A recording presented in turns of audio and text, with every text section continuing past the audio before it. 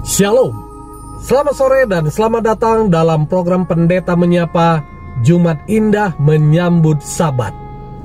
Program ini hadir setiap minggunya pada hari Jumat sore untuk menemani Anda dan keluarga menikmati berkat Tuhan sebelum kita memasuki hari Sabat bersama saya, Pendeta Rois Panjaitan.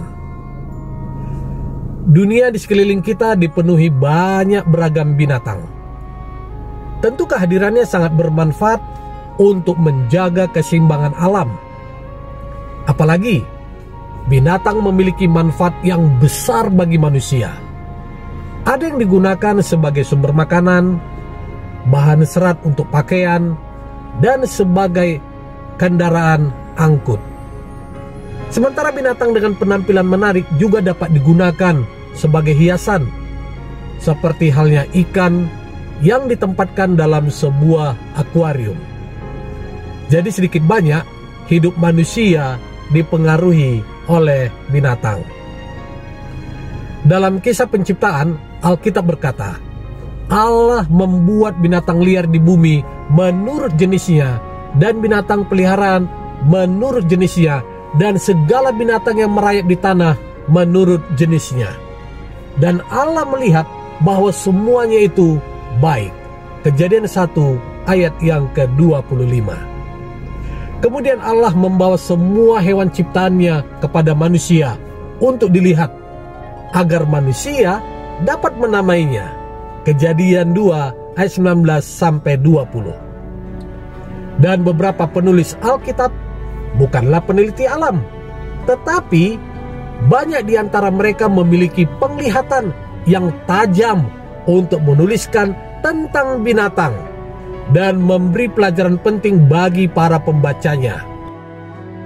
Selain diceritakan pada saat penciptaan, binatang juga telah digambarkan sebagai simbol dalam kitab nubuatan.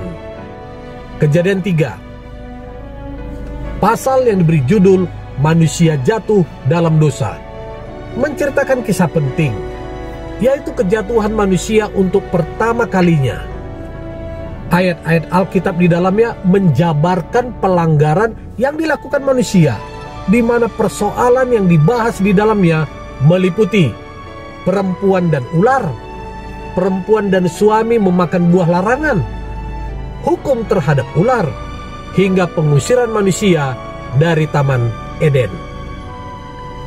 Kejatuhan itu menyebabkan mereka telanjang, merasa malu, kemudian berusaha mencari cara untuk menutupi ketelanjangan itu dengan mengambil daun pohon ara, lalu menjadikannya pakaian.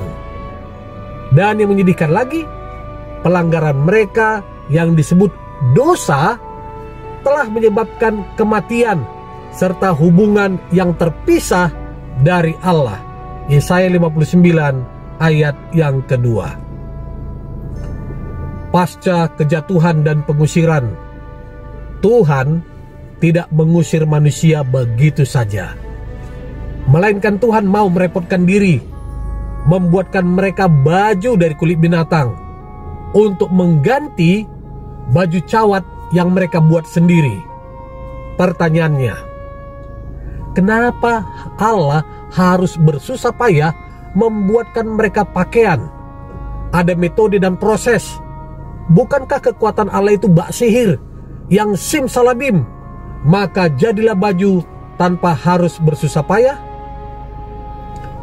Ketika itu Allah sedang menumpahkan darah binatang untuk membuat dan mengenakan pakaian kepada Adam dan Hawa yang menyimbolkan keselamatan. Itu akan berakhir dengan penumpahan darah yang dinyatakan sebagai darah anak domba, yakni Yesus Kristus.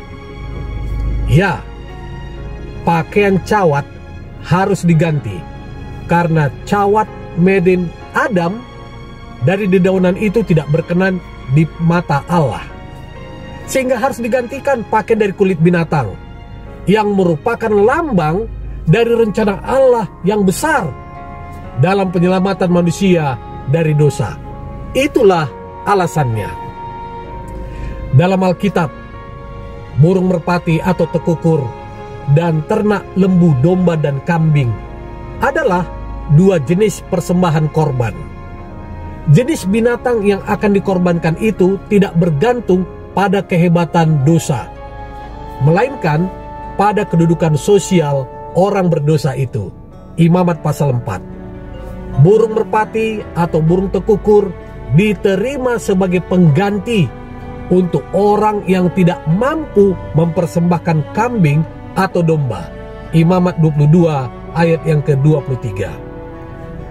Korban binatang demi pendamaian manusia adalah tindakan kemurahan Allah sebagai pengganti, di mana nyawa orang yang berdosa itu seharusnya dikorbankan.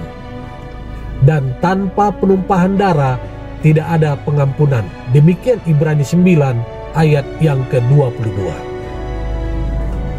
Saudaraku, keselamatan saat ini datang hanya melalui Yesus Kristus. Dan seseorang dapat menerima kehidupan baru melalui penebusan di dalam Dia. Dan Sabat merupakan sebuah lambang penebusan kita di dalam Kristus yang menjadikan berkat bagi kita, sehingga dapat menjadi nyata bahwa hari Sabat yang dikuduskan bagi Tuhan menjadi hari keselamatan bagi semua manusia. Terima kasih telah bergabung dengan program Jumat Indah Menyambut Sabat. Sampai jumpa di kesempatan selanjutnya. Tuhan Yesus memberkati.